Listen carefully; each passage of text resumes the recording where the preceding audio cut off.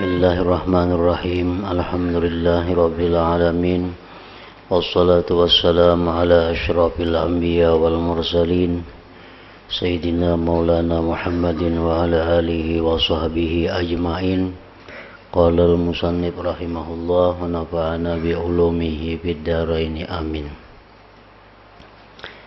Pasal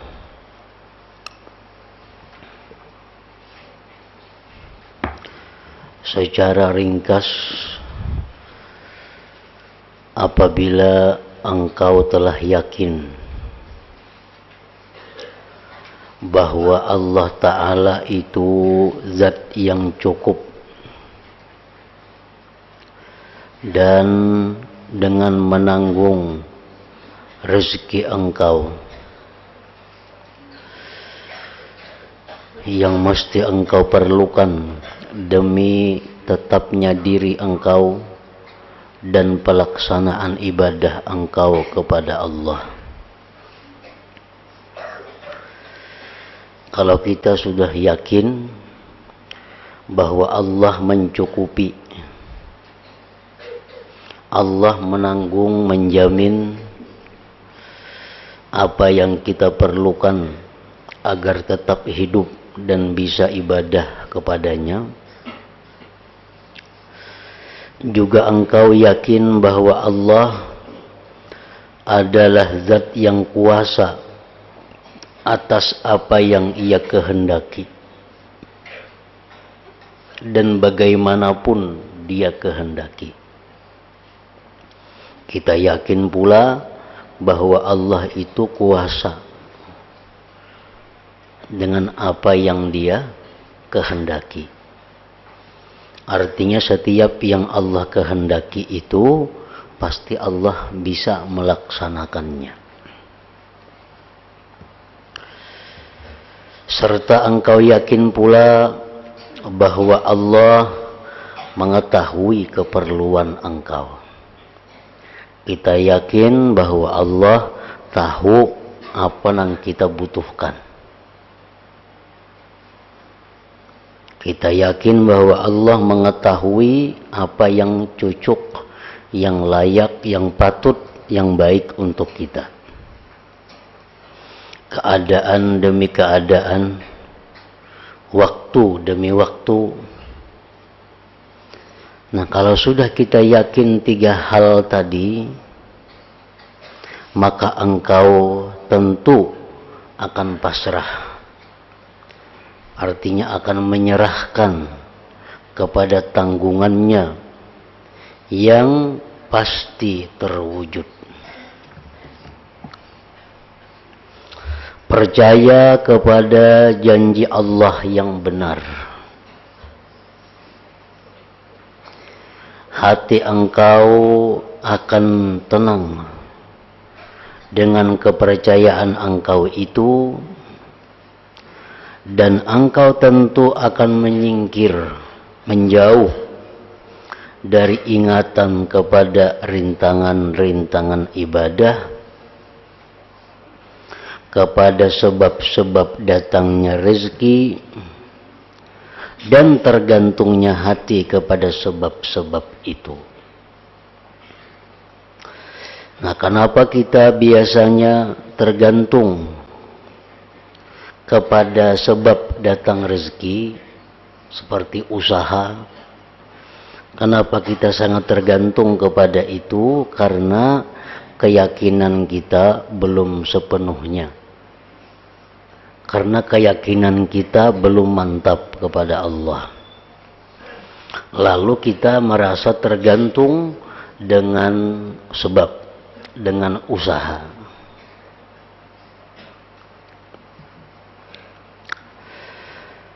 Apabila sudah yakin bahwa Allah Ta'ala itu menanggung rezeki kita, Allah berkuasa terhadap apa yang Dia kehendaki. Bila kita yakin bahwa Allah Ta'ala itu tahu dengan apa yang kita perlukan, nah, timbullah perkara-perkara baik tadi. kita akan menyingkir, menjauh dari ingatan kepada rintangan-rintangan ibadah, kepada sebab-sebab datangnya rezeki, dan tergantungnya hati kepada sebab-sebab itu. Karena semua perkara yang merintangi engkau itu, semua perkara yang menghalangi kita beribadah, tidak bisa mencukupi diri engkau tanpa dikehendaki Allah Azza wa Jalla. Sungguh Allah akan memudahkan makan dan minum yang menjadi rintangan itu. Selain itu, Allah Ta'ala lah zat yang membuat diri engkau menjadi segar dan enak berhadapan dengan rintangan itu. Kemudian Allah pula zat yang mendatangkan bahan penguat engkau, memberi manfaat kepada engkau, menyingkirkan beratnya dan mudaratnya makanan dan minuman dari engkau. Dan Allah Ta'ala bakal mencukupi engkau tanpa makan dan minum jika Allah berkehendak. Jika Allah menghendaki kita hidup tanpa makan, tanpa minum, itu pun bisa terjadi apabila Allah menghendaki demikian.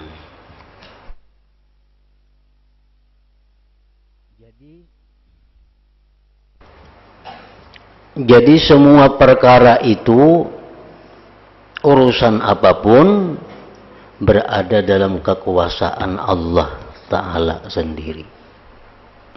Tidak ada yang menyekutuinya. Karena itu percayalah sepenuhnya kepada Allah, jangan kepada yang lain. Begitu pula hendaklah engkau jangan mengatur urusan engkau sendiri. Kita jangan hendak ini, jangan hendak itu. Yang kita kehendak itu hanya satu, adalah kebaikan. Hendaklah engkau jangan mengatur urusan engkau sendiri, melainkan engkau pasrahkan kepada Allah yang mengatur langit dan bumi.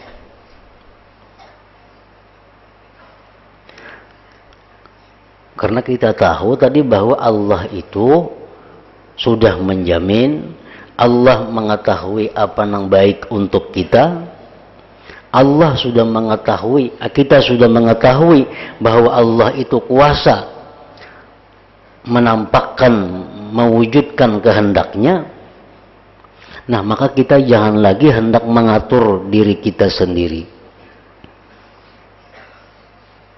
Yang kita kehendaki dari Allah hanyalah satu, yaitu kebaikan.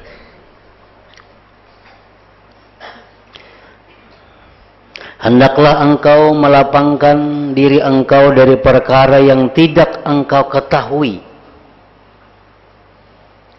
Hendaklah engkau melapangkan diri engkau dari perkara yang tidak engkau ketahui. Amun aku jadi baikkah aku belum tahu. Amun aku jadi orang sugih belum tentu aku baik. Amun aku jadi orang fakir, belum tentu aku baik. Amun aku jadi ini, belum tentu itu baik. Amun itu ku ambil, belum tentu itu baik.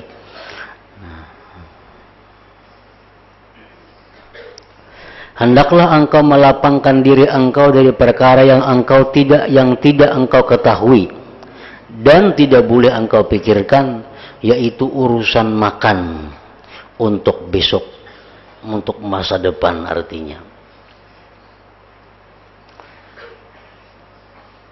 Allah menugaskan kita di atas bumi ini adalah untuk beribadah. Itu sudah jelas firman-Nya dalam Al-Quran. Tidak kuciptakan jin dan manusia hanya untuk mengabdi kepadaku, melainkan hanya untuk mengabdi kepadaku. Jadi yang kita pikirkan, yang kita himati, yang kita sungguhi itu sebenarnya adalah urusan tugas kita, yaitu ibadah. Perkara bagaimana kita bisa beribadah, itu urusan Allah yang memberikan kepada kita. macam-macam keperluan kita. Apabila kita bujur-bujur hidup dengan tujuan untuk beribadah. Perkara yang bakal terjadi besok ada perlu dirisaukan. Kayaknya kayak apa mun aku tuha, mengkadada biisi pegangan, kayak apa aku tuha, mengkadada biisi pekerjaan. Nah, perasaan, pikiran nama jam itu jangan sampai mengganggu ibadah kita kepada Allah. Karena ibadah itulah tugas pokok dalam dunia ini. Dan janganlah mengatakan barangkali begini atau seandainya begini. Karena semua itu tidak ada gunanya kecuali menyibukkan hati, menyia-nyiakan waktu, dan boleh jadi terjadi berbagai hal yang tidak tergerak di hati engkau. Sehingga apa yang telah tergerak dalam pikiranmu lengkap dengan pengaturanmu, penyia-nyiaan waktu yang mahal harganya itu tidaklah ada faedahnya. Bahkan kerugianlah yang engkau sesalkan. Engkau dirugikan dalam apa yang engkau pikirkan itu dan menyia-nyiakan umur. Sehubungan dengan makna ini, sebagian orang yang zuhud membuat syair, sabakat maqadirul ilah wa hukmuhu fa'arih pu'adaka min la'alla wa min law. Artinya telah tetap lebih dahulu ketentuan dan keputusan Allah. Karena itu lapangkanlah hatimu dari ucapan barangkali begini atau seandainya begini, kayak apa mun kayak itu. Nah, sebenarnya itu adalah yang sia-sia. Karena apa? Karena Allah sudah lebih dahulu menetapkan tentang apa yang terjadi pada diri kita. Ada lagi yang membuat syair begini, sayakunu ma huwa kainun fi waqtihi wa akhul jahalati mut'abun mahzunu fala'alla ma takhshahu laysa bikain wa la'alla ma tarjuhu laysa yakunu. Artinya semua perkara yang telah ditetapkan Allah pasti terwujud pada waktunya. Orang yang bodoh selalu berpayah-payah lagi susah. Boleh jadi apa yang engkau khawatirkan itu tidak terjadi, dan mungkin saja apa yang kau harapkan itu tidak terlaksana apabila bertentangan dengan yang diputuskan oleh Allah Subhanahu wa taala. Nah, pendeknya engkau hendaklah mengatakan kepada diri sendiri, tidak akan mengenaiku, kada akan menimpa kepadaku, tidak akan datang kepadaku baik manfaat, baik mudarat, sihat, sakit, kaya, miskin, kada akan datang kepadaku kecuali apa yang telah ditetapkan oleh Allah untukku. Nah, ini i'tikad dalam hati. I'tikad yang wajib kita pegang, i'tikad yang wajib kita yakini seyakin-yakinnya bahwa tidak akan datang kepadaku kecuali yang telah ditetapkan Allah untukku. Allah adalah Tuhanku. Allah adalah zat yang mencukupi. Allah adalah sebaik-baik zat yang kupasrahi. Karena Allah itu maha bijaksana, yang tidak ada kesudahan kebijaksanaannya. Allah itu maha kuasa, yang tidak terbatas kekuasaannya. Allah itu zat yang maha pengasih, tidak terbatas balas kasihnya. Nah, sudah selayaknya bila kita berserah diri hanya kepada zat yang mempunyai sifat-sifat seperti ini. Karena itu pasrahkanlah kepadanya. Artinya kita pasrahkan kepada Allah ini adalah hal-hal yang menyangkut masalah duniawi. Yang kita pasrahkan kepada Allah itu adalah hal-hal yang menyangkut duniawi. Urusan rezeki, urusan keadaan hidup. Nah, itu yang kita pasrahkan kepada Allah. Karena itu yang dijamin sudah oleh Allah. Nah, kalau perkara akhirat, perkara ibadah, itu yang dituntut Allah. Itu yang dibebankan Allah kepada kita. Urusan akhirat kita kada boleh pasrah. Kok kulir sembahyang pasrah aja lagi nak neraka, mati ke surga kah? Kada mau nih tuh. Karena Allah kada menyuruh pasrah urusan ibadah. Maka ini pang sudah kok kau beramal nah. Pasrah lagi nak diandapnya ke mana kah? Nah, ini pasrah nang salah. Pasrah nang benar itu adalah pasrah urusan diri kita dalam dunia. Perkara aku dijadikan Tuhan orang kaya, aku dijadikannya orang miskin, perkara aku dijadikannya kayak ini kayak itu dalam dunia, tuh kau serahkan lawan Allah. Yang penting tugasku aku beribadah kepada Allah. Nah, itu nang bujur.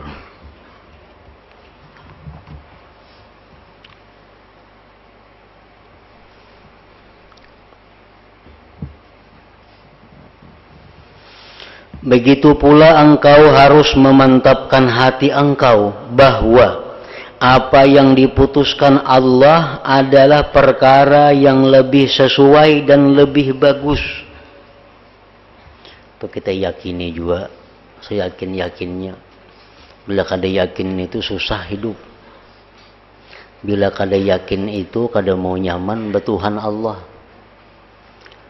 Nah, yakini seyakin-yakinnya bahwa apa yang diberikan Allah untukku itu sudah yang terbaik untukku.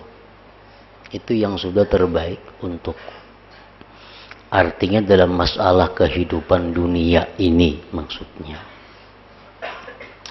Meskipun yang demikian itu tidak dapat dicapai dengan ilmu kita. Walaupun kita kada tahu lagi nah, apa hikmahnya? Apa dibalik ini rahasianya? Tapi terjadi. Nah, kita hendaklah yakin bahwa itu sudah merupakan yang terbaik untuk kita.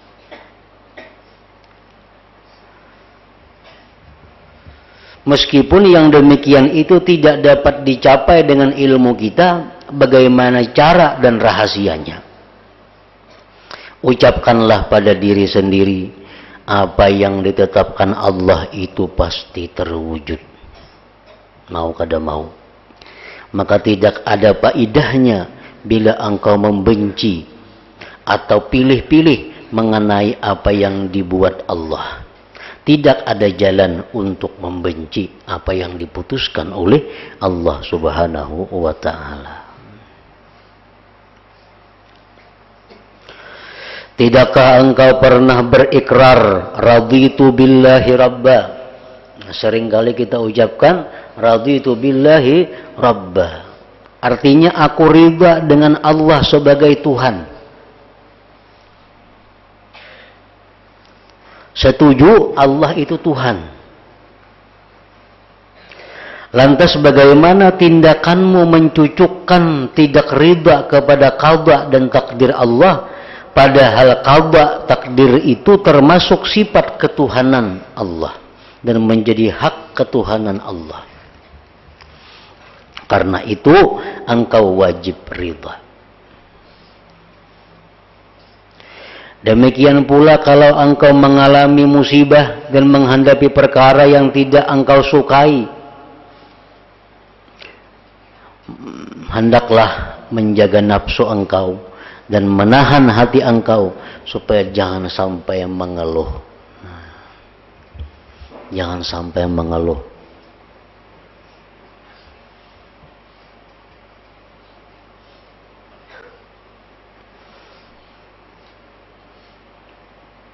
Kalau hendak mengeluh juga, mengeluhlah kepada Allah Subhanahu wa ta'ala. Jangan mengeluh kepada manusia. Pikiran pina kalut, banyak masalah nang dihadapi, bertumpuk-tumpuk dalam hati nih. Masalah ini kada biris, datang lagi masalah itu, datang lagi masalah itu. Nah, kita sampaikan itu kepada Allah, maka Allah akan ridha, Allah akan suka, dan Allah akan menolong. Bila kita kisahkan lawan makhluk, nah itu Allah kada katuju. Bila kita mengeluh, kita mengadu, kita curhat kepada makhluk, Allah kada katuju. Dalam dada ini hibak pikiran macam-macam. Mikirakan anak, mikirakan itu, mikirakan ini. Banyak masalah. Nah, bila dikisahkan lawan makhluk, senang hati. Berarti makhluk ini Tuhan yang ngarannya. Berarti makhluk itu nang menyenangkan hatinya. Nah, itu nang kada dikatujui oleh Allah. Dan ini banyak nang kada disadari oleh manusia. Dikiranya itu bujur. Datang beradu-adu, asal lapang sudah hati jadi aduakan. Nah, pada Allah tuh sangat marah kalau hamba Allah ini mengadu, mengeluh, curhat kepada makhluk. Sebab makhluk ini kada ada daya upaya untuk bisa menyenangkan kita. Makhluk ini kada sedikit pun kada ada kemampuan untuk memberi manfaat kepada kita. Makhluk sedikit pun kada ada kekuatan untuk menyelamatkan kita. Semuaan itu adalah sifat Allah. Allah yang bisa menyenangkan kita, Allah yang menyelamatkan kita. Nah, coba dibiasakan. Kita misalnya banyak masalah, tengah malam kita bangun, nah ya Allah, ya Tuhanku, hamba menghadapi masalah ini, ini, ya Allah, berilah hamba jalan keluar untuk selamat daripada ini, untuk selesai masalah ini. Itu pasti didengar Allah dan diberi pahala oleh Allah, dan Allah pasti akan menyelesaikan masalahnya.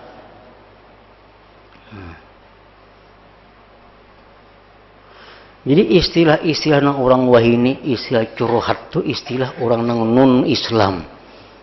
Itu hati-hati benar itu. Istilah curhat itu istilah orang yang bukan Islam. Kita boleh kepada manusia untuk bertakun hukum. Ini apa hukumnya? Ini apakah ini boleh kada? Halal kada? Itu disuruh kepada manusia. Fas'alu ahla dzikir. Dalam Quran disebutkan bertakunlah kepada orang-orang yang punya ilmu. In kuntum la ta'lamun, jika kamu tidak tahu. Nah, kalau dalam hati kita ragu-ragu, ini hukumnya apa ini kada tahu nah. Nang ini pang kada tahu juga, ini pang kada tahu juga. Nah, itu disuruh kita datang kepada orang nang tahu bertakun. Tapi kalau hati kita ini galau menghadapi masalah-masalah, nah ini Allah tempatnya kita mengeluh. Kepada Allah tempatnya kita mengadu. Kepada Allah kita mencurahkan isi hati kita. Allah suka. Daripada sukanya Allah tuh kita diberinya pahala. Dan apa yang kita masalahkan diselesaikan oleh Allah.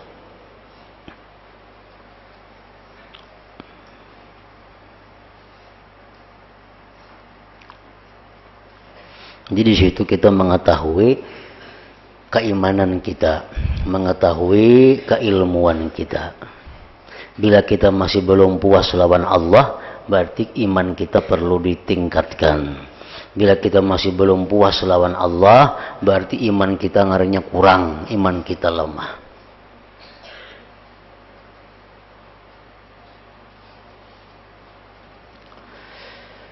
Supaya jangan sampai mengeluh. Jangan sampai memperlihatkan keluh kasah dan kesusahan hati engkau. Terutama pada saat pertama kali terjadinya musibah. Sebab persoalan baik atau buruk itu berada pada saat pertama kali terjadinya musibah itu. Sedangkan nafsu engkau sangat cepat kepada kebiasaan, yaitu mengeluh ketika musibah datang. Engkau hendaklah mengucap, hai nafsu, musibah ini sudah terjadi. Kita ini mengalami musibah. Kita bisiki diri kita, musibah ini sudah terjadi. Tidak ada daya untuk menolaknya. Dan Allah benar-benar telah menolak musibah yang lebih besar ketimbang musibah ini. Ini musibah ini masih kawa. Musibah yang lebih besar itu kita dijauhkan Allah, wahai diri. Untung kita diberi musibah hanya ingat ini. Diberi penyakit hanya ini. Banyak penyakit-penyakit yang lebih besar kita dipelihara Allah daripadanya. Karena macam-macam bala dalam gudang kekuasaan Allah itu banyak sekali. Allah banyak berisi rezeki anugerah dan Allah banyak juga berisi macam-macam bala. Dan ketahuilah bala ini akan hilang, tidak kekal. Musibah ini bagaikan mendung yang bakal terpisah. Karena itu wahai diri, tahankanlah, hai nafsu, sebentar saja niscaya engkau menemukan kegembiraan dan ganjaran yang besar sesudah engkau tidak mampu menolak bala yang turun. Mengeluh itu tidak ada gunanya. Beradu-adu itu tidak ada gunanya. Dan sebenarnya jika hati puas serta sabar, maka tidak ada musibah.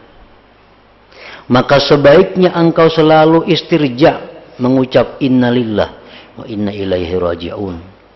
Hati engkau selalu sibuk mengingat apa yang bakal didapat di sisi Allah, yakni pahala. Senantiasa mengingat kesabaran para ulul azmi, para nabi untuk menghadapi bencana besar, juga para wali yang mulia di sisi Allah Ta'ala. Jangan dikira nabi-nabi itu bahagia. Jangan dikira nabi-nabi itu sejahtera. Tapi mereka itulah paling banyak yang menerima cobaan dari Allah. Makin tinggi kedudukan seseorang, makin banyak cobaan yang diberikan Allah kepadanya. Cuma bedanya para nabi, para wali, mereka itu menghadapi bala musibah dengan tenang hati. Maka kelihatan mereka selalu gembira, selalu senang. Nah, lain halnya dengan orang-orang awam yang sedikit saja kena musibah sudah kelihatan di muha pina mendung, pina merangut. Nah,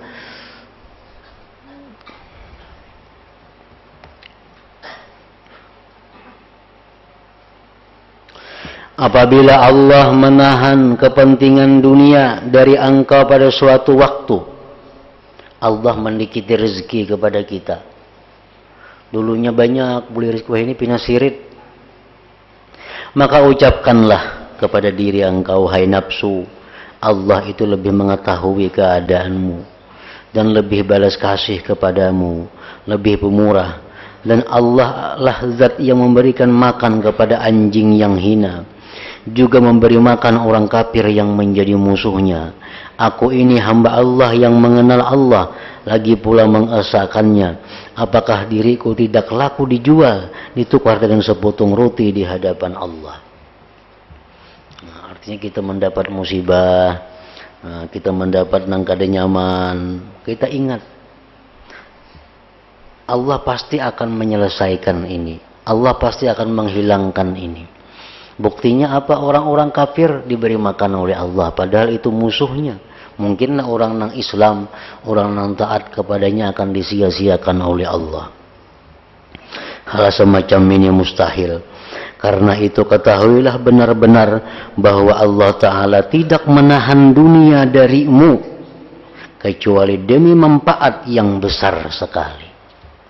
Kalau Allah itu mempersempit rezeki kita, Allah menyusahkan keuangan kita, itu pasti Allah mengetahui memang itu yang baik untuk kita.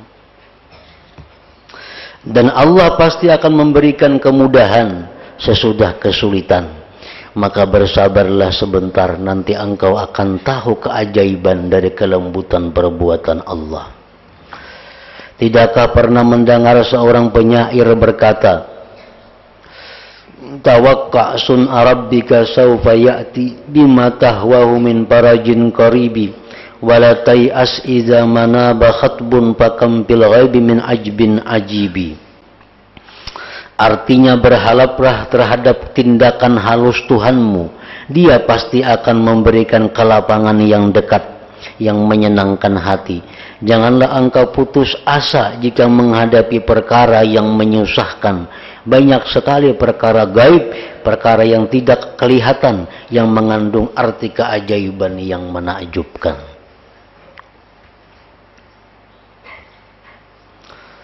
Begitu pula penyair lain berkata, ala ayyuhal mar'u alladhil hammu bihi barrah idza staddat bikal usra fafakkir fi alam nasrah fa usrun baina yusraini idza karrartahu taprah. Ingat-ingatlah wahai orang yang kedatangan susah prihatin, apabila kesusahan dan kesulitan itu sudah benar-benar mengenai dirimu, maka renungkanlah surah Alam Nasrah. Sulit itu antara dua kemudahan. Kalau engkau mau mengulang-ulang, engkau pasti gembira. Inna ma'al usri yusra. Dua kali kalau itu. Nah, apabila engkau menjalankan peringatan-peringatan ini dan semisalnya, serta selalu mengekali latihan, niscaya akan membuat inting susah dan prihatin engkau dalam waktu yang tidak lama. Jika engkau mempunyai himmah, kehendak kuat dan ijtihad kesungguhan.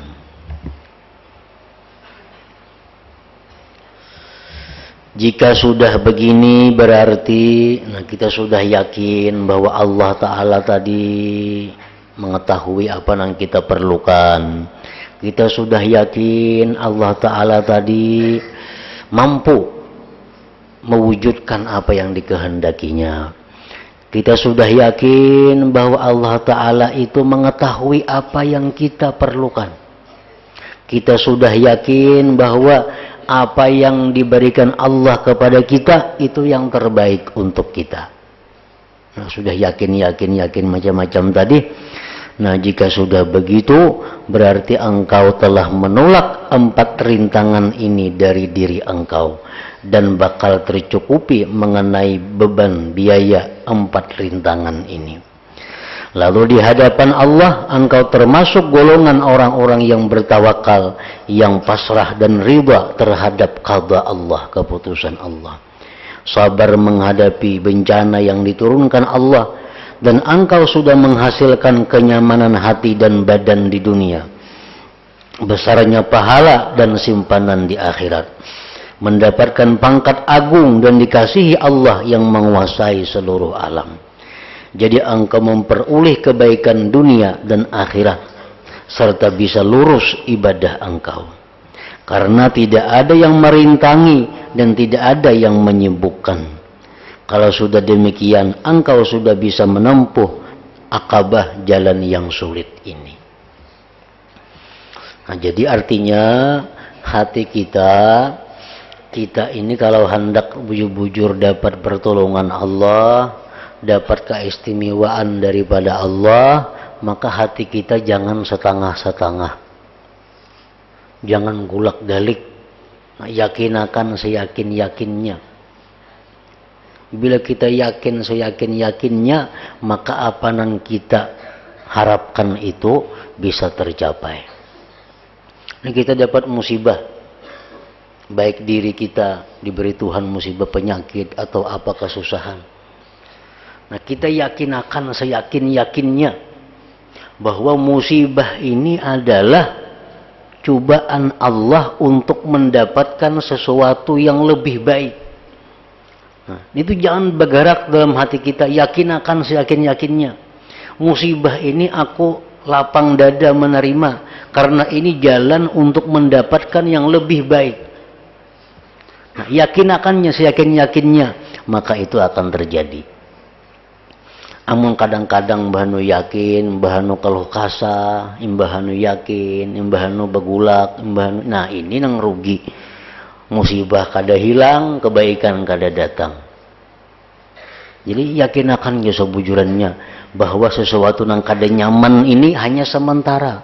Ini hanya cobaan Allah untuk mendapatkan yang mulia, yang berharga. Bila yakin itu pasti akan terjadi.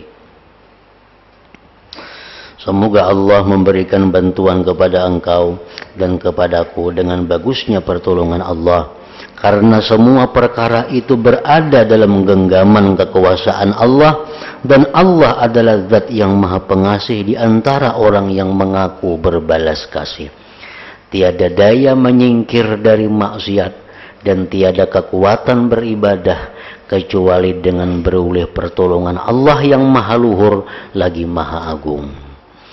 Nah, bab kelima tentang akabah yang kelima, yaitu akabatul bawais, perkara yang mendorong untuk berbuat taat kepada Allah Subhanahu wa taala. Ila hadratin Nabi sallallahu alaihi wasallam al-Fatihah. Astagfirullah shiratal mustaqim. Bismillahirrahmanirrahim. Alhamdulillahirabbil alamin. Wassallallahu wasallam ala sayyidina Muhammad wa alihi washabihi ajma'in. Allahumma ighfir lana ma akhtana wa ma tahammadna wa ma asrarna wa ma alanna wa asrafna wa ma anta alam minna antal muqaddim wa antal muakhir. La ilaha illa anta Allahumma anfa'na bima 'allamtana wa 'allimna ma yanfa'una. Sallallahu alaihi wasallam Muhammad wa alihi wasallam. Alhamdulillahirabbil alamin.